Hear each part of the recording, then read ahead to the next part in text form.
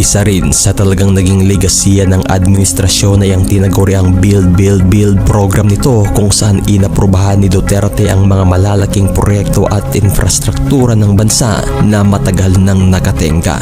Isa sa naisakatuparan ng administrasyon ay ang matagal ng planong Metro Manila Subway na may habang 33 kilometers at mayroong 17 station na inaasahang maging fully operational taong 2029.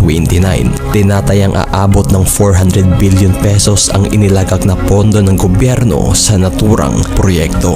Nasimulan rin sa ilalim ng Build Build Build program ng gobyerno ang 147 kilometer na Clark-Calamba Railway na may 36 station na parehong inaasahang maging fully operational taong 2029. Tinatayang aabot naman ng 800 billion pesos ang inilagak na pondo ng gobyerno sa naturang proyektong ito.